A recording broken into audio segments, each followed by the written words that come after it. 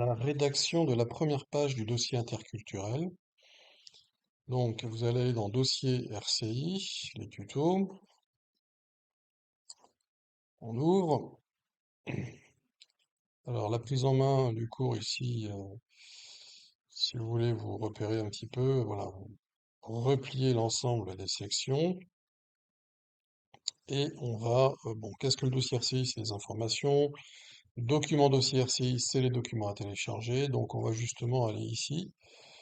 Pour démarrer votre dossier RCI avec la première page, vous allez aller non pas sur la trame ici, qui est le document qu'on utilisera une fois qu'on aura finalisé notre dossier et on mettra toutes nos informations dans cette trame-là. Mais pour démarrer, on va se contenter d'ouvrir le modèle dossier interculturel, le Word modifiable. Donc je l'ouvre ici, je le télécharge, hop,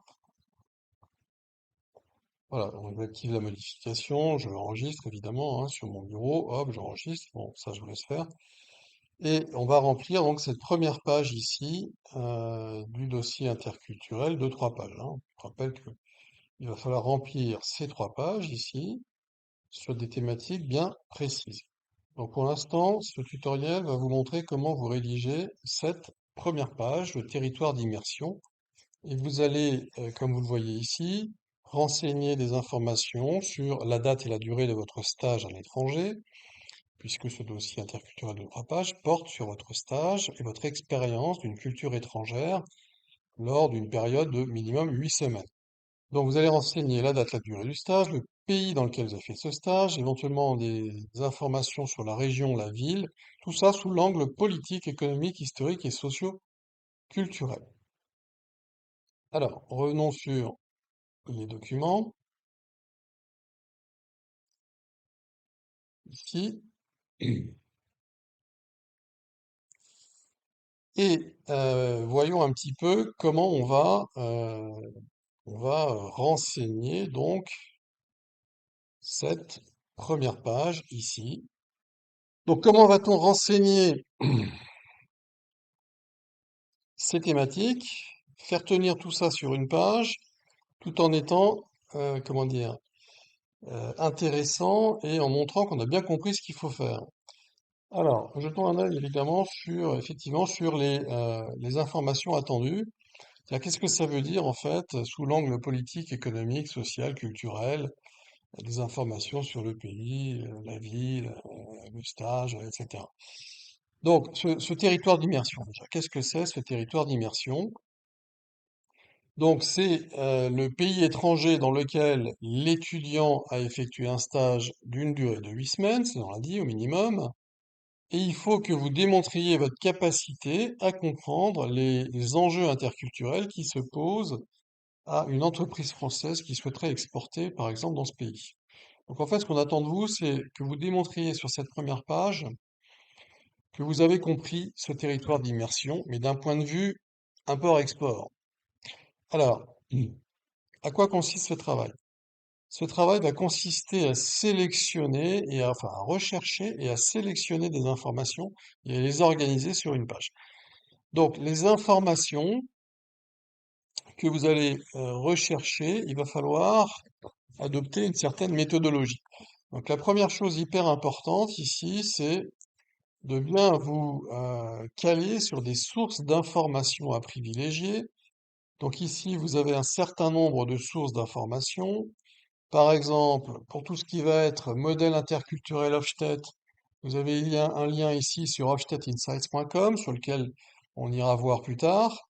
Vous avez évidemment la COFAS, vous avez la possibilité d'avoir des informations sur CCI France International, les douanes, le MOSI, EDC, Business France, etc., etc. Donc tous ces liens ici sont des sources fiables. Alors, on va donc les privilégier. Alors, si vous ne trouvez pas d'informations spécifiquement sur ces sources-là, ça ne veut pas dire qu'on ne va pas les retenir, mais ça veut peut-être dire qu'il faudra quand même les regarder avec une certaine prudence. Alors, première chose, votre pays étranger de stage, évidemment, ça peut pas être la France. Et ça peut pas être un pays francophone. En tout cas, c'est pas conseillé. Donc, puisque ce qui nous intéresse ici, c'est votre expérience d'une culture étrangère. dans une langue étrangère. Alors, quelles sont ces informations à chercher? Alors, tout ça, donc, vous voyez, je vous ai mis une liste ici assez importante d'informations à chercher. Hein, il y en a beaucoup. Et ensuite, il faudra en faire une synthèse, puisque tout ça doit tenir sur une page. Ça veut dire qu'on va peut-être pas forcément toutes les utiliser. Et on va donc sélectionner les principales, les plus importantes, celles qui ressortent le plus, celles qui expliquent le mieux ce territoire d'immersion. Mais pour savoir ça, il faut quand même chercher toutes les informations. Pour savoir les sélectionner, il faut bien sûr toutes les avoir. Donc, vous avez ici, premières informations, bon, le pays, la région, la ville, la date et la durée du stage, ça c'est vous qui allez le savoir, le renseigner. Vous allez chercher ensuite la note COFAS pour le risque pays, pour le risque commercial, et vous allez aussi chercher les informations sur le risque juridique. Alors, pour le risque juridique, je vous conseille de faire une recherche Internet sur le respect de la protection de la propriété intellectuelle dans ce pays. La propriété intellectuelle, c'est le respect des marques commerciales et le respect des brevets. Donc, comme vous le savez, il y a des pays dans lesquels on dépose notre marque ou nos brevets, et certains pays ne reconnaissent pas la propriété intellectuelle et le dépôt de brevets. Donc, il faut savoir si effectivement ce pays est concerné ou pas. Donc, je vous conseille de faire une recherche sur respect propriété intellectuelle ou trademark protection et avec le nom du pays qui est le vôtre et de bien vérifier la source d'information que vous avez utilisée. Vous notez tout ça, évidemment, tout ce que vous obtenez, vous le notez dans un brouillon. Donc, votre brouillon peut être sur, dans un premier temps, votre trame ici. Hein, évidemment, ça fera plus qu'une page, mais il faudra ensuite en faire une synthèse. Vous continuez avec le produit intérieur brut en dollars, le rang, le classement en rang mondial de ce PIB, le taux de croissance du PIB et le classement peut-être mondial si possible. En tout cas, une évaluation de ce taux de croissance. Est-ce qu'il est supérieur à 2? Est-ce qu'il est important ou pas? Le PIB annuel par habitant, également le classement en rang mondial du PIB annuel par habitant, ce qui vous permettra de savoir s'il est important ou pas. Le score IDH, indice de développement humain, est-ce qu'on a une affaire à une économie développée ou pas? La population du pays, est-ce que c'est un marché important ou est-ce que c'est un petit marché? Le taux de chômage, est-ce que économiquement il est dynamique ou pas? Est-ce que ça peut poser des problèmes ici, ce taux de chômage? Est-ce qu'on va avoir la possibilité de recruter sur place ou pas? Est-ce que le marché du travail est tendu ou pas? Ça, c'est une information qui peut être importante. La devise du pays, c'est important pour les questions d'import-export. La devise du pays, bon, est-ce que c'est une devise internationale ou pas? Sans doute pas. Le nom et la nature des accords commerciaux de libre-échange. Est-ce qu'il y a du libre-échange avec certaines zones économiques importantes dans le monde, avec l'Europe, avec les États-Unis, avec l'Asie, le Japon, etc. Donc il faudra que vous trouviez toutes ces informations. Et vous avez ici, dans ce document, l'ensemble des critères qu'il faut que vous recherchiez. Des informations également sur les barrières tarifaires.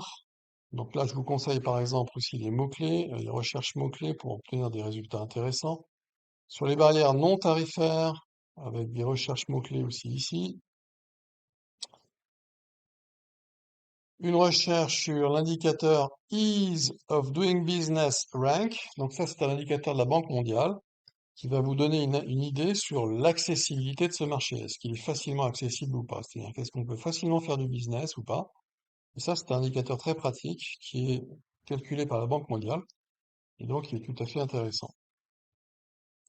De la même façon, sur la notion d'accessibilité, vous avez l'indicateur LPI, Logistic Performance Index, de la Banque mondiale toujours, qui va le publier sur un certain nombre de pays. Donc peut-être que votre pays fait partie des pays sur lesquels il y a un indice LPI. Donc c'est intéressant en termes d'accessibilité, savoir si effectivement, d'un point de vue logistique, ce pays est accessible ou pas. La balance commerciale, alors la balance commerciale globale, donc ça vous allez le trouver également avec des recherches mots-clés, balance commerciale en valeur, nom du pays étranger. Bon, vous pouvez avoir des recherches plus spécifiques, mais enfin, la recherche mots-clés pour l'instant devrait faire l'affaire. Le score Hofstede sur les 6 dimensions. Donc là, je vous invite à aller voir votre cours en interculturel sur les modèles interculturels Hofstede pour savoir ce que sont les 6 dimensions. Mais vous avez ici un site qui vous donne ces 6 dimensions. Donc, on va dessus tout simplement là, on peut aller voir rapidement.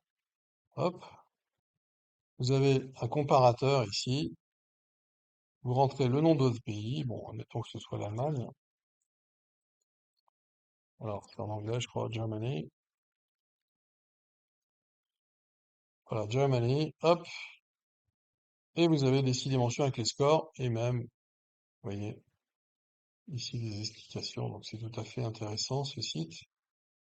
Et c'est pas compliqué d'aller chercher des informations sur les 6 dimensions concernant votre pays. Alors, évidemment, il n'y a pas tous les pays, mais il y en a quand même beaucoup. Vous avez également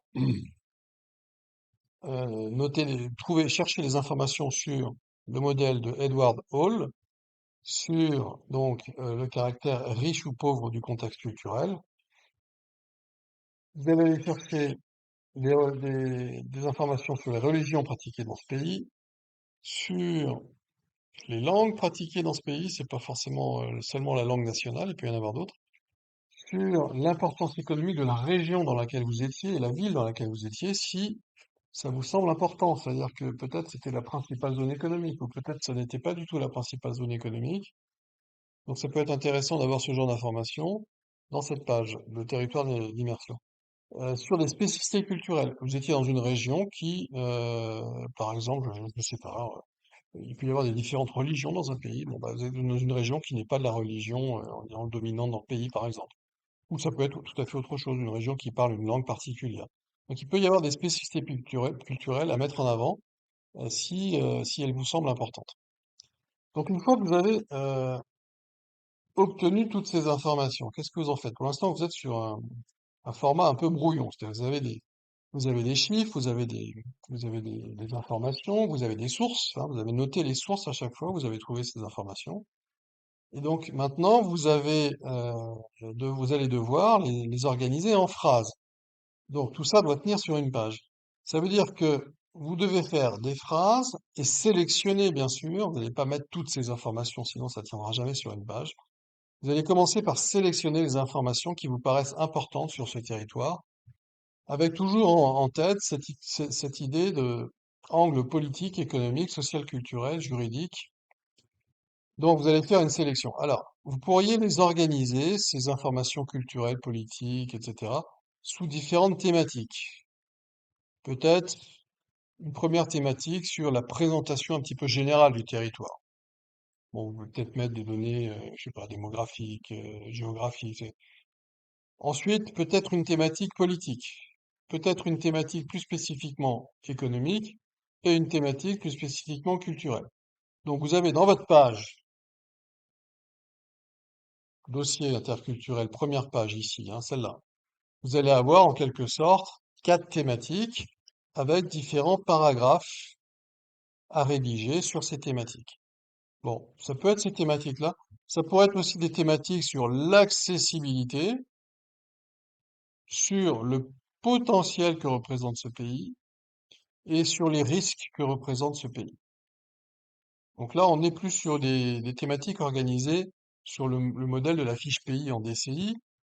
Bon, l'un ou l'autre, je dirais, me paraît possible, si vous voulez toutefois organiser en thématique. Vous n'êtes pas obligé d'organiser en thématique, mais vous pouvez aussi tout simplement faire des paragraphes et rédiger quelque chose sous l'angle politique, économique, social, culturel et juridique. Alors, en plus de ces 4 thématiques, sur la page, il va falloir faire tenir aussi une conclusion. Donc la conclusion de toutes ces thématiques que vous avez décrites, ça va être une conclusion un peu globale sur qu'est-ce qu'il faut finalement retenir de ce territoire. Est-ce qu'il est globalement attractif ou pas? Pourquoi? Bah pour faire des affaires. Attractif d'un point de vue import-export. C'est ça qui va nous intéresser. Et donc, pour évaluer tout ça, je vous ai mis ici une espèce de barème, comment vous évaluez chacune des informations. Donc, comme vous le voyez, ce qui est attractif, c'est un risque pays, par exemple, qui est A. Quand on tombe sur un risque pays B, C, D, E, c'est moins attractif. Risque commercial, pareil. Donc, chaque catégorie d'information ici, je vous ai mis un barème d'évaluation, une façon de l'évaluer pour vous, pour savoir un petit peu qu'est-ce qu'il faut penser de cette information que vous avez trouvée. Donc vous avez ici tout ce qui concerne la note COFAS, le risque légal, le produit intérieur brut, le PIB annuel, la population du pays, le score IDH, le taux de chômage, la devise. Donc on retrouve toutes les catégories d'informations qu'on a recherchées tout à l'heure. La qualité des infrastructures, les barrières tarifaires, les barrières non tarifaires, la balance commerciale, les scores de Hofstede, le modèle Edward Hall, riche ou pauvre, les religions, les langues, la spécificité régionale ou de la ville dans laquelle vous étiez, les spécificités culturelles et économiques de cette région ou de cette ville dans laquelle vous étiez. Voilà, donc vous avez tous les éléments. Maintenant, il faut les organiser, c'est-à-dire les rechercher d'abord, les évaluer, les sélectionner et les organiser en plusieurs thématiques sur cette page. Et tout ça, je vous le rappelle, doit tenir sur une seule page.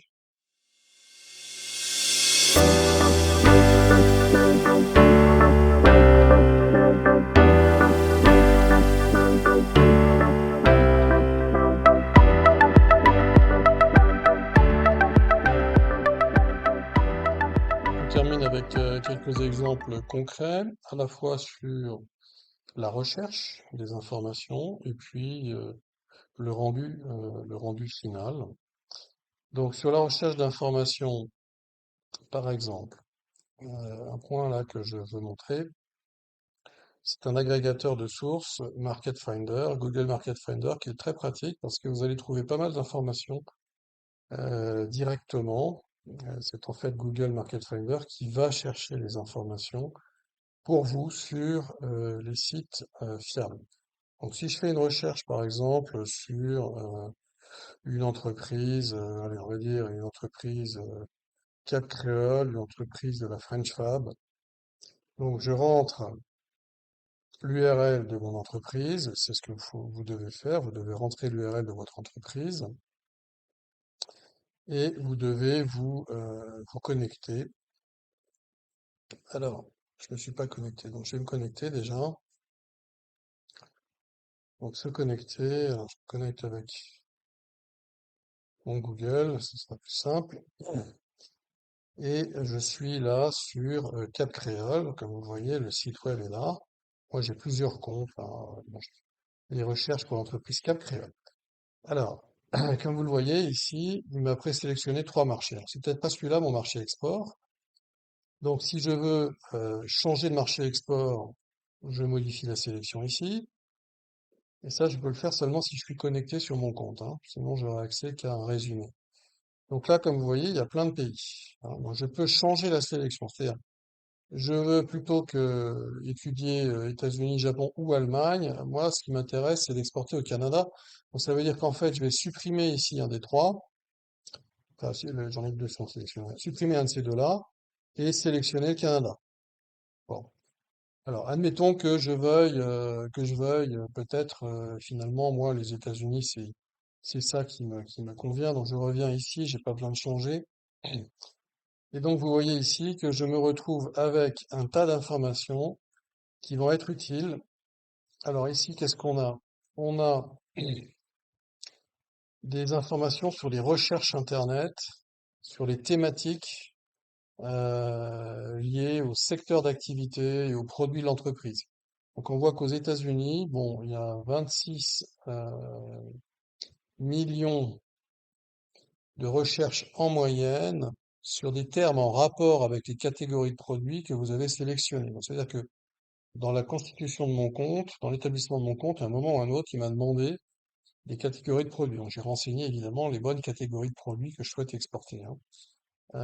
Donc, les volumes de recherche permettent de déterminer la demande, la taille. Donc, c'est une estimation de la demande online. Alors, c'est pas vraiment de la demande, c'est plutôt de la recherche en fait d'informations sur vos produits. Bon, ça nous donne un peu une idée quand même de l'intérêt de ce marché export sur vos produits. Donc ça, c'est une information qui est pas dans la liste que je vous ai donnée tout à l'heure, mais qui peut être intéressante.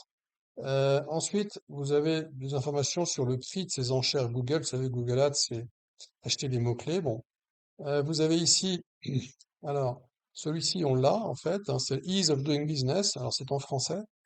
Ease of Doing Business de la Banque mondiale, c'est-à-dire la World Bank. Donc là, vous avez directement, vous voyez, le classement des États-Unis. Sixième, France, 32e. Vous voyez, les États-Unis, c'est un marché beaucoup plus simple pour faire des affaires que la France, par exemple. Donc là, on a pas mal d'informations, le revenu net disponible des ménages, etc. Donc vous avez des informations ici, c'est top, hein, qui vous sélectionnent des sites fiables et qui, en termes de récence, c'est-à-dire de mise à jour, vous avez même la date de la mise à jour. Donc, ça peut vraiment vous faire gagner du temps. Vous avez également sur le profil du pays, la population, les langues, ça c'est des choses que je vous ai demandé de chercher, la devise, je vous ai demandé de chercher, même la corruption, vous voyez. Donc, vous pouvez quasiment faire votre territoire d'immersion, la recherche d'informations pratiquement grâce à cet agrégateur Google Market Finder. Vous avez ici les indices logistiques, celui dont je vous ai parlé dans la liste, là, le LPI, il est là. Voilà, donc vous avez ici vraiment une source tout à fait intéressante, tout à fait intéressante pour, euh, pour vos recherches. Ensuite, si on fait une recherche, par exemple, plus classique, alors il y a des choses que vous n'aurez pas, hein. Par exemple, sur la propriété intellectuelle, tiens, on va prendre celui-là. Je vous ai mis ici des listes de mots-clés que peut-être vous pouvez utiliser. Donc, sur la propriété intellectuelle, j'essaie de le retrouver. Donc, sur la recherche sur la propriété intellectuelle, vous voyez, vous pouvez recopier ces mots-clés. Ça, c'est un début, hein. Et vous pouvez aussi avoir vos propres mots-clés, par exemple, hein. Donc, vous mettez sur le moteur de recherche, vous allez sur Google, c'est mieux, plus pertinent. Hop, vous mettez votre suite de mots-clés. Ah oui.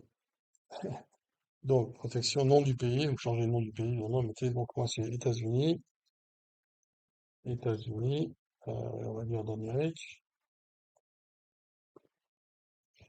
et on voit ce que ça donne.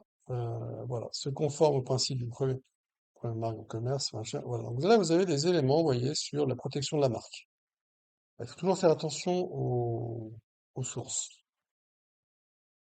Conseil, French District, bon, ça a l'air à peu près sérieux.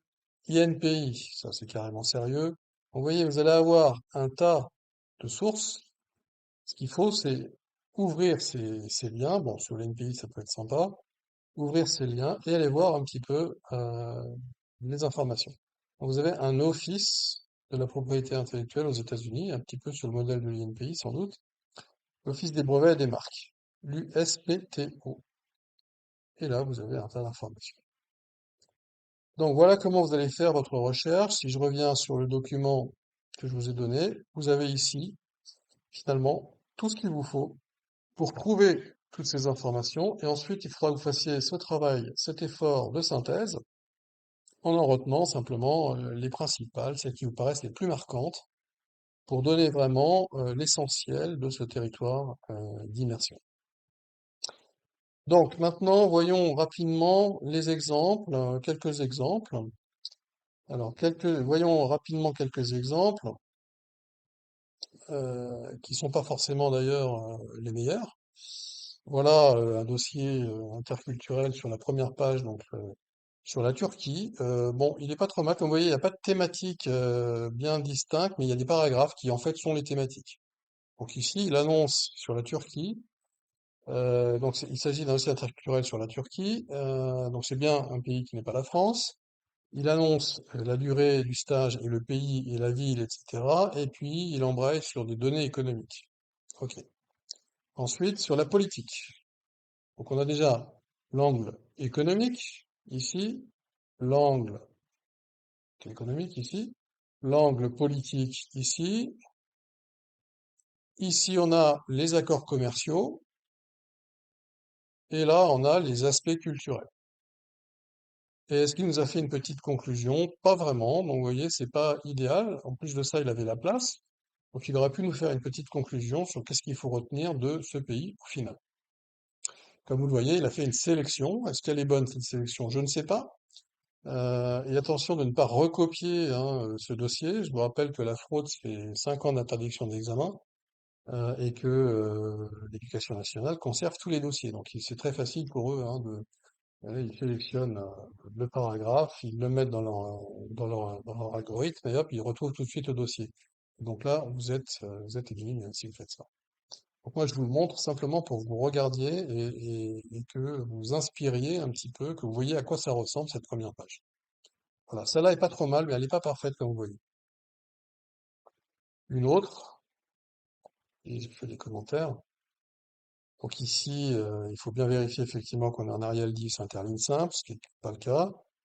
Elle commence par annoncer effectivement la durée et le lieu du stage, bon c'est bien. Et après, bon, ça part un petit peu en différentes thématiques, mais il n'y a pas vraiment, c'est pas vraiment organisé, c'est pas très clair, ça ressort pas très très bien. Donc, peut mieux faire. Également, ici, comme vous voyez, il y a des notes de bas de page. Donc, dans votre modèle vide à remplir là, interculturel, je vous ai mis des notes de bas de page comme ça. À quoi ça sert? Il faut en fait, vous pouvez annoncer ici les principales sources que vous avez utilisées. Donc, si je reviens sur Google Market Finder tout à l'heure, c'est pas Google Market Finder la source, c'est Banque mondiale, Banque mondiale, Banque mondiale. Donc, vous voyez, Banque mondiale, etc. Donc, ici, il y a tout un tas de sources Banque mondiale. Sur le profil du pays, on a Forum économique mondial, ça tient la route, Unicode, etc. Et donc, les sources d'information sur le document. Vous mettez une petite note de bas de page ici en bas, bon, qui est préformatée sur le document à télécharger. Et vous indiquez ici, à la place de principale source à citer, évidemment, vous citez les sources que vous avez utilisées. Alors pas toutes, hein, parce que vous n'aurez pas la place, mais les principales, voilà, ça va être Banque mondiale, Unicode, enfin, par exemple, celle qu'on vient de citer, par exemple, hein, sur Google Market Finder.